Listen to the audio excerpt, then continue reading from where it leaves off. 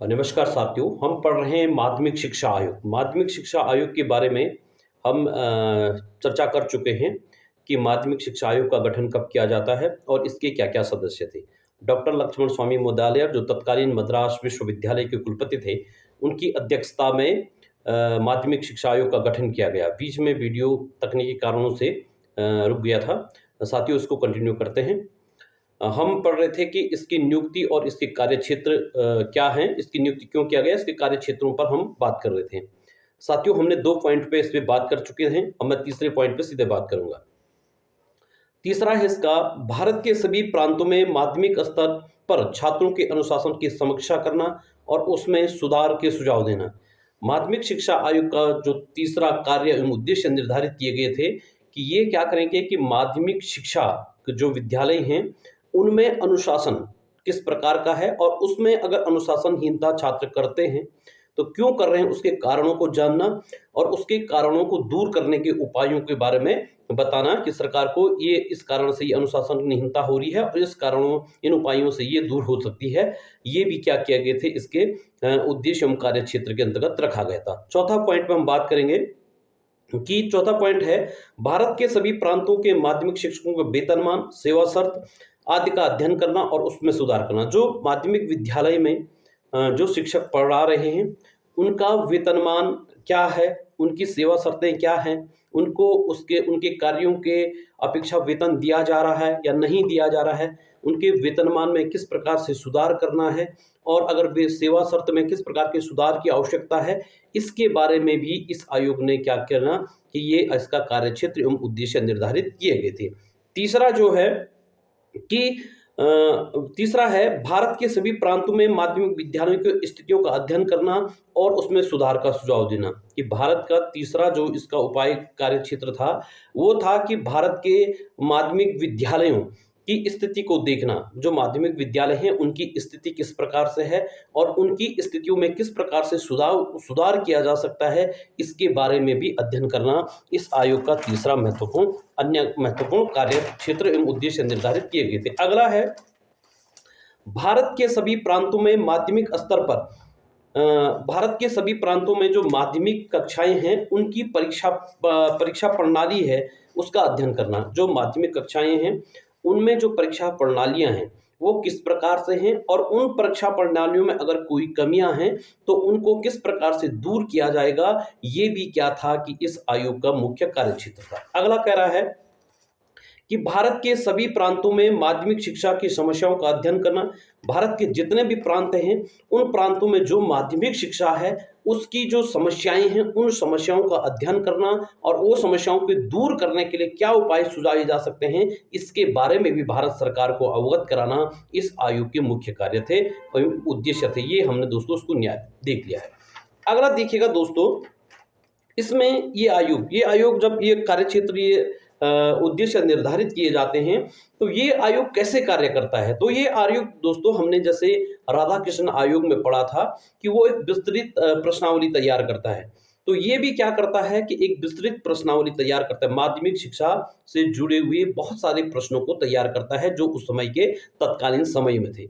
तो उन प्रश्नों को तैयार करके क्या करता है कि माध्यमिक शिक्षा से जुड़े शिक्षकों, छात्रों और अन्य लोगों को क्या करता है, भेजता है। दूसरा ये क्या करता है कि माध्यमिक शिक्षा के तमाम विद्यालयों, प्रत्येक राज्य के विद्यालयों में जाता है, वहाँ के शिक्षकों से बात करता है और उन लोगों के साक्षात्कार लेता है, मतलब इंटरव्यू लेता है और देखता है कि इसमें ये लोग क्या कह रहे हैं। तो ये 2 तरीके इसने अपनाए थे। पहला क्या था कि प्रश्नावली तैयार की थी और दूसरा क्या था, साक्षात्कार अपनाया था। साक्षात्कार मतलब शिक्षकों के साक्षात्कार को अपनाया था।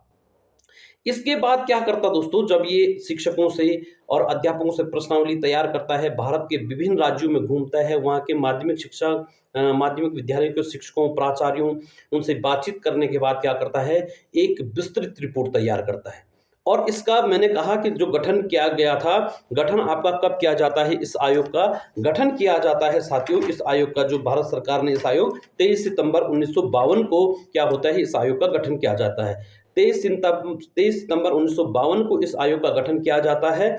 और ये आयोग अपनी रिपोर्ट जो देता है वो देता है, कब देता है, आपका 29 अगस्त 1953 को क्या करता है, भारत सरकार को अपनी रिपोर्ट देता है।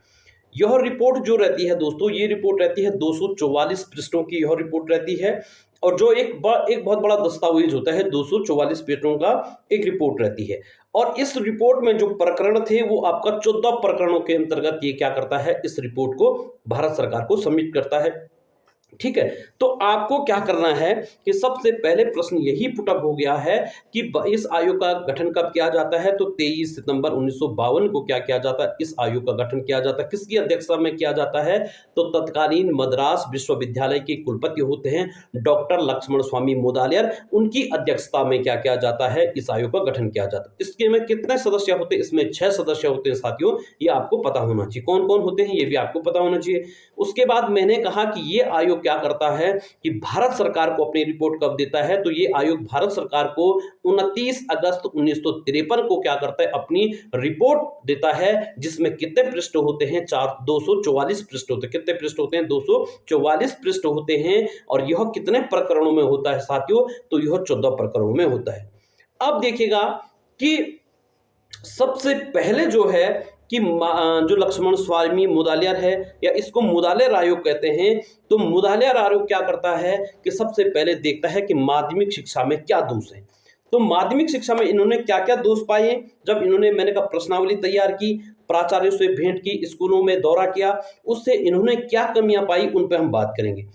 सभी देखो, प्राय सभी प्रांतों में माध्यमिक शिक्षा के मुख्य उद्देश्य विश्वविद्यालय शिक्षा में प्रवेश पाना है और छात्रों में सहयोग, अनुशासन और नेतृत्व गुणों का विकास नहीं करती है। ठीक है, क्या कह रहे हैं, प्राय सभी प्रांतों में क्या है कि माध्यमिक शिक्षा का मुख्य उद्देश्य क्या है कि वह विश्वविद्यालय शिक्षा में प्रवेश पाना, यह छात्रों में सहयोग, अनुशासन और नेतृत्व आदि गुणों का विकास नहीं। ये कह रहे हैं कि माध्यमिक शिक्षा का जो उद्देश्य है, केवल एक ही उद्देश्य है, वो है केवल आपका क्या है कि आपका विश्वविद्यालय, मतलब आपका कॉलेजों में प्रवेश पाना, विश्वविद्यालय में शिक्षा प्रवेश पाना। ये यहाँ पर क्या कहा, उन्होंने कहा कि इसकी जो सबसे बड़ी कमजोरी है वो छात्रों में सहयोग की भावना, अनुशासन और नेतृत्व, इन सारे गुणों का विकास नहीं करती है। पहला इन्होंने ये कमियां बताई थी तत्कालीन उस समय की शिक्षा, जो माध्यमिक शिक्षा व्यवस्था थी। दूसरा कह रहे हैं, प्राय सभी प्रांतों में माध्यमिक शिक्षा का पाठ्यक्रम अव्यावहारिक है।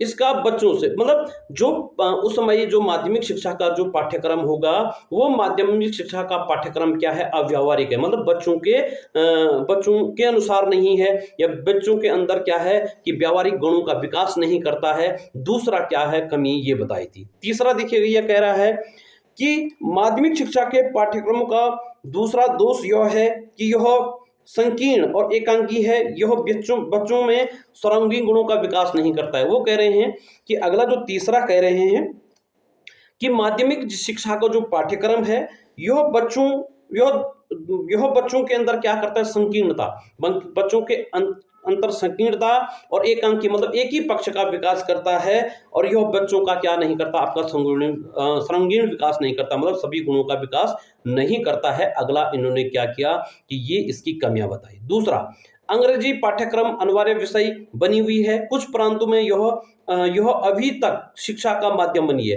कह रहे हैं कि अंग्रेजी शिक्षा, जैसे आपने देखा होगा कई राज्यों में जो अंग्रेजी माध्यम होता है उससे शिक्षा दी जाती है, और यह क्या है, अनिवार्य बना हुआ है।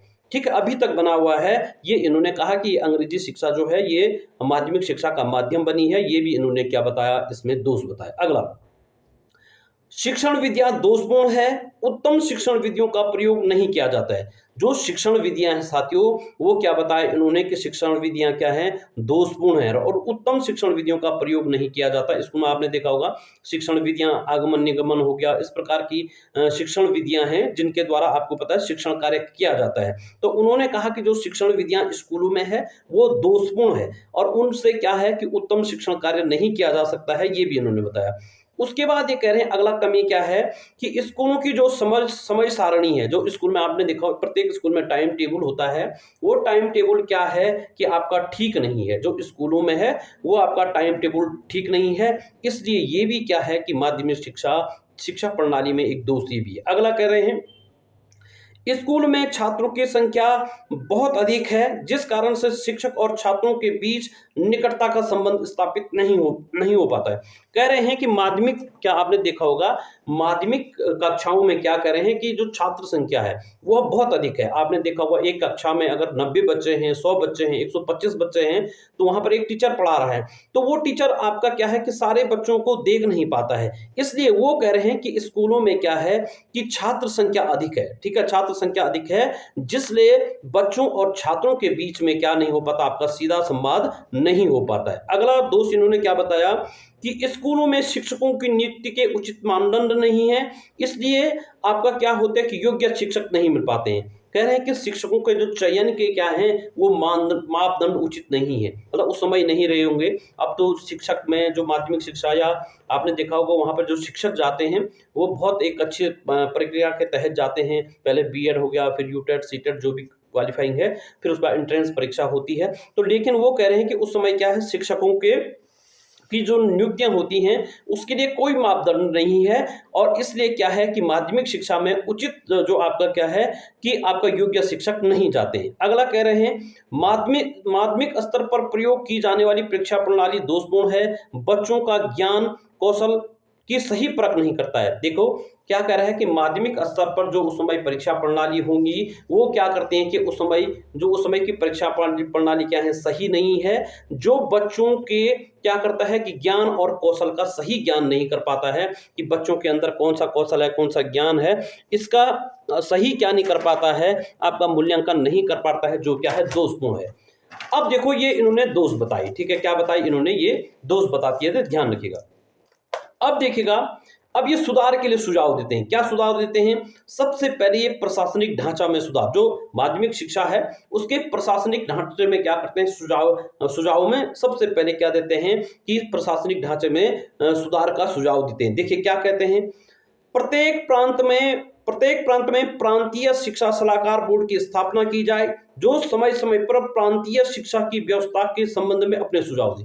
देखो प्रत्येक प्रांत में, प्रत्येक राज्य में एक प्रांतीय शिक्षा सलाहकार बोर्ड, जैसे केंद्र में होता है उसी प्रकार से प्रत्येक भारत के जितने राज्य हैं वहां पर एक प्रांतीय शिक्षा सलाहकार बोर्ड की स्थापना की जाए। ठीक है, प्रांतीय शिक्षा सलाहकार की बोर्ड स्थापना की जाए, जो समय समय पर प्रांतीय, मतलब जो प्रांतीय शिक्षा सलाहकार बोर्ड होगा पूरे प्रदेश का, वो समय समय पर क्या करे कि शिक्षा के संबंध में, जो प्रांतीय शिक्षा के संबंध में क्या करे, अपने सुझाव दे। मतलब प्रांतीय शिक्षा सलाहकार बोर्ड होगा वो क्या करेगा कि समय समय पर प्रांत की जो शिक्षा, माध्यमिक शिक्षा है उसके संबंध में सरकार को क्या करेगा कि समय समय पर सुझाव देगा कि आपको इसमें ये परिवर्तन करने हैं, ये सुधार करने हैं। तो प्रांतीय शिक्षा सलाहकार बोर्ड की स्थापना की इन्होंने बात की। अगला, जिन प्रांतों में अभी तक माध्यमिक शिक्षा बोर्ड का गठन नहीं किया गया, इनमें इनका गठन किया जाए। प्रांत का शिक्षा निदेशक इसका पदेन अध्यक्ष होगा।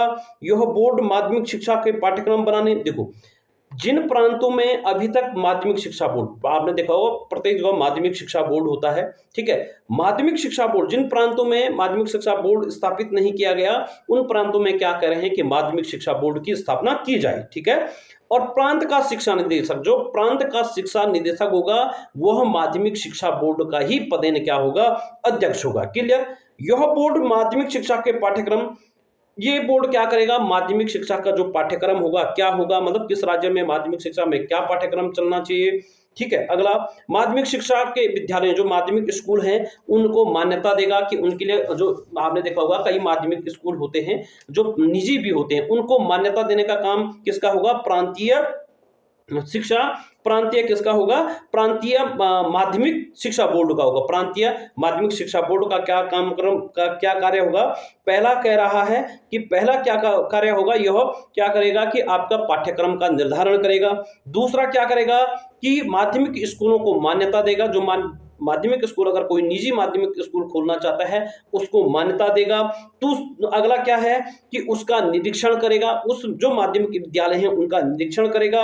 और अंतिम क्या है कि माध्यमिक परीक्षा के अंतर्गत माध्यमिक परीक्षा के अंतिम वर्ष में परीक्षा लेने और उत्तीर्ण छात्रों को प्रमाण पत्र देने का कार्य होगा। जो माध्यमिक आपने देखा होगा, जो माध्यमिक शिक्षा में अंतिम जो वर्ष में जो छात्र होंगे उनको क्या होगा, प्रमाण पत्र देने का काम इनका होगा।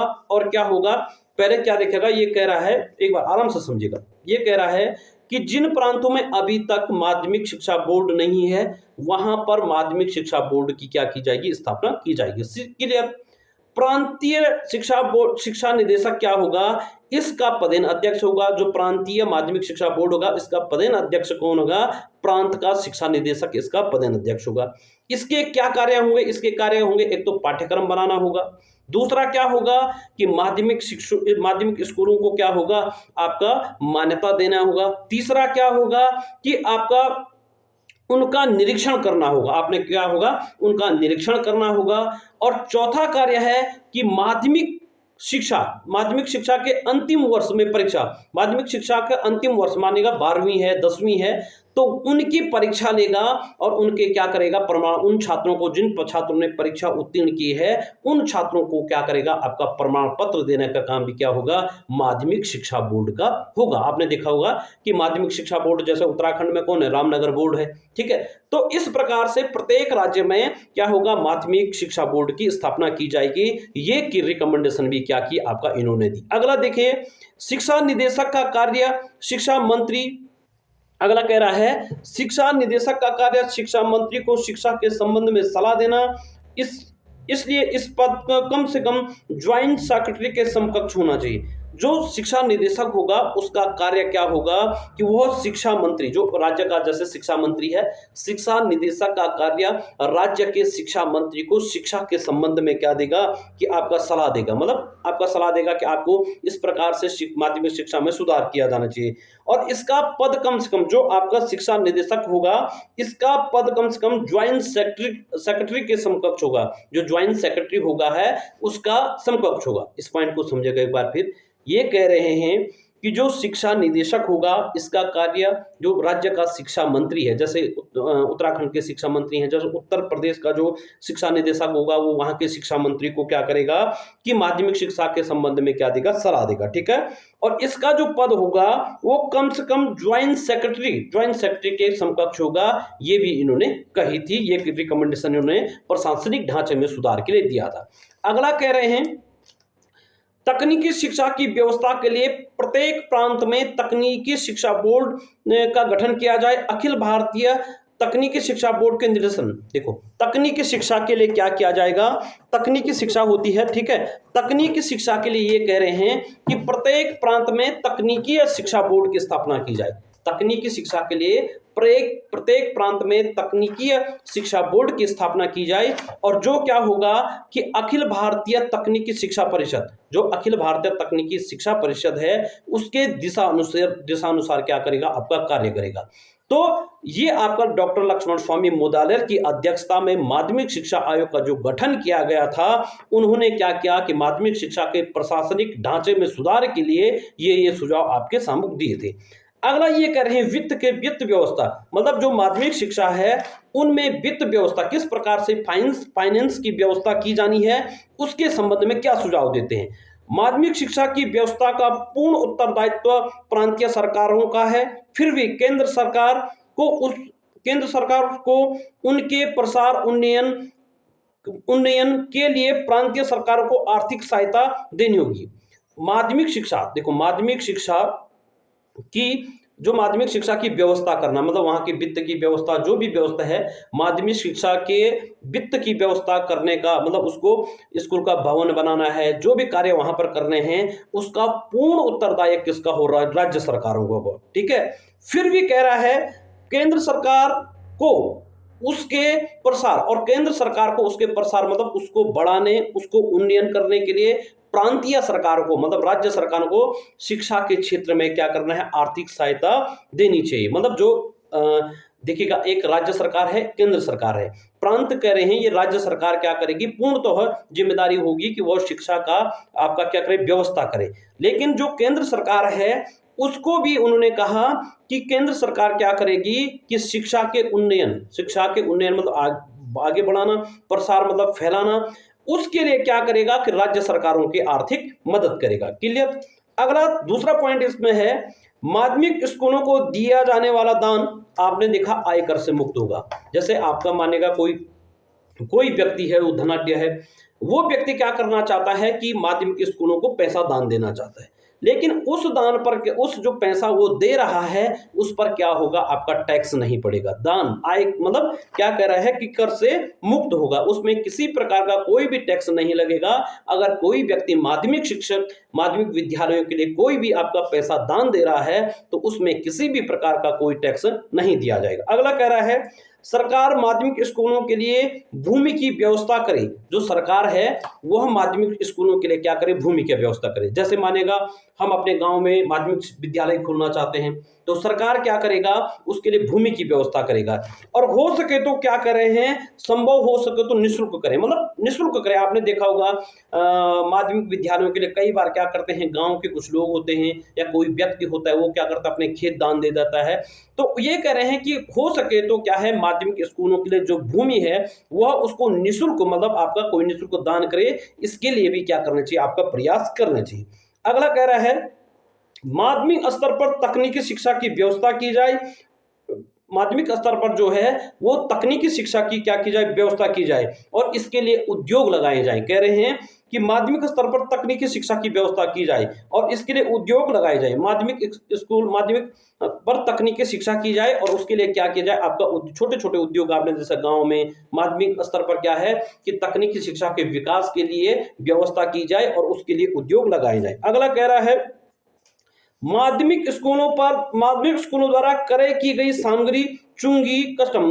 देखो माध्यमिक स्कूलों के लिए मैंने देखेगा जैसे आप माध्यमिक स्कूलों के लिए कोई भी सामग्री, जैसे आपका 1000 कुर्सियां हो गई, जैसे आपका 500 टेबल हो गए, इस प्रकार की जो भी सामग्री क्रय की जाती है उस पर किसी प्रकार का कोई कर न लगाया, चुंगी से मुक्त रखा जाए, अर्थात किसी प्रकार का कोई भी क्या है कर न लगाया जाए। ये बात इन्होंने भी की। ठीक है, ये आपका वित्त के संबंध में क्या क्या इन्होंने सुझाव दिए। ठीक है, वित्त के संबंध में इन्होंने सुझाव दिए। अब देखो माध्यमिक विद्यालयों की मान्यता के बारे में, ठीक है, माध्यमिक विद्यालयों की मान्यता के बारे में क्या सुझाव इन्होंने दिए, देखिएगा। माध्यमिक विद्यालयों को मान्यता देने के लिए नियमों का पालन कठोरता से किया जाए। किसी भी विद्यालय बोर्ड द्वारा मान्यता तभी दी जाए जो मान्यता संबंधित शर्तों को पूरा कीजिए। देखो माध्यमिक विद्यालय आपका हर कोई खोल सकता है, उसका निजी अधिकार है, लेकिन उनको मान्यता देना क्या है, बोर्ड का काम है। और कह रहे हैं कि ऐसा उनके कठोरता से देखा जाए कि वो माध्यमिक विद्यालय जो बोर्ड के द्वारा जो नियम निर्धारित किए गए हैं उन नियमों को फॉलो करता है या नहीं करता है, जो उनकी शर्तें हैं उनको पूरा करता है नहीं करता है, तभी अगर वो शर्त पूरा करता है तभी माध्यमिक शिक्षा विद्यालय खोलने की अनुमति दी जाए, वरना माध्यमिक विद्यालय खोलने की अनुमति नहीं दी जानी चाहिए। ये इन्होंने विद्यालयों की मान्यता के बारे में सुझाव दिया। अगला, जो प्रबंध समितियां हैं मान्यता प्राप्त करने के बाद विद्यालय को सही ढंग से न चलाए, उन्हें चेतावनी दी जाए। देखो जो प्रबंधक, देखो प्रत्येक विद्यालय जो अशासकीय विद्यालय होते हैं या जो विद्यालय होते हैं वहां की प्रबंधन समिति होती है। अगर वह क्या करते हैं कि सरकार की दिशा अनुसार आपका विद्यालय नहीं चलाते हैं तो उनको क्या किया जाए, उनको चेतावनी दी जाए कि पहले उनको सूचना दी जाए कि आप इस अकॉर्डिंग क्या करें कि विद्यालय चलाएं, या आप इन नियमों का पालन नहीं कर रहे हैं तो आपका क्या है कि उनको चेतावनी दी जाए। अगर फिर भी वो नहीं करते हैं, उसके अकॉर्डिंग सरकार के दिशा निर्देशों का पालन नहीं करते हैं, तो ऐसे विद्यालयों को क्या किया जाए, आपका मान्यता समाप्त की जाए। ये बात इन्होंने कही थी। अगला कहते हैं विद्यालयों के निरीक्षण के संबंध में। विद्यालयों के निरीक्षण हेतु पर्याप्त मात्रा में निरीक्षक नियुक्त किया है। जो माध्यमिक विद्यालय हैं उनके निरीक्षण के लिए क्या है कि पर्याप्त मात्रा में क्या है, निरीक्षक नियुक्त किए जाए। ठीक है, निरीक्षकों जो आपका माध्यमिक विद्यालय हैं उनके क्या है, उनके निरीक्षण के लिए समय समय पर आपने देखा होगा कि पैनल होता है माध्यमिक विद्यालयों में, तो उन विद्यालयों के लिए क्या है, पर्याप्त मात्रा में निरीक्षक नियुक्त किए जाएं कि जो समय समय पर माध्यमिक विद्यालयों को क्या कर सके, आपका निरीक्षण कर सके। अगला, निरीक्षण मंडल में विद्यालय निरीक्षकों के अतिरिक्त माध्यमिक विद्यालयों के प्राचार्यों, शिक्षण प्रशिक्षण महाविद्यालयों के अनुभवी प्राध्यापकों, आपने देखा होगा जो निरीक्षण मंडल है उसमें क्या किया जाए कि विद्यालय निरीक्षक तो होंगे ही होंगे, उसके अलावा जो अन्य माध्यमिक विद्यालय हैं, जैसे आपका कोई अन्य माध्यमिक विद्यालय है, वहाँ पे बहुत अच्छा है माध्यमिक विद्यालय, वहाँ के प्राचार्य, तो उनको नियुक्त किया जाए। उसके बाद आपने देखा होगा शिक्षण प्रशिक्षण संस्थान होते हैं जैसे डाइट, इनमें जो अनुभवी टीचर हैं, उन टीचरों को भी क्या किया जाए कि आपका जो आपका विद्यालय है, उनमें निरीक्षण के लिए भेजा जाए। प्रत्येक विद्यालय के लिए एक निश्चित समय के अंतराल में, प्रत्येक विद्यालय में आपने देखो एक निश्चित समय, जैसे पैनल होता है वो 3 वर्ष में एक बार होता है किसी विद्यालय का, इसी प्रकार से प्रत्येक कह रहे हैं कि एक निश्चित समय में प्रत्येक विद्यालय का क्या किया जाए, निरीक्षण किया जाए। ये सुझाव भी माध्यमिक शिक्षा निधि का। अगला, निरीक्षण मंडल विद्यालय के गुण दोषों को उजागर करें और उनमें पाई गई जो कमियां हैं उनको दूर करने। देखो मानिएगा निरीक्षण मंडल गया, वो किसी विद्यालय में गया और वहां पर उसने देखा कि क्या पहले गुण, क्या अच्छाइयां हैं, उसके बाद क्या कमियां रह गई हैं, उन कमियों को देखिए और उन कमियों को दूर करने के लिए क्या करें, आपका सुझाव क्या करें, आपका दे।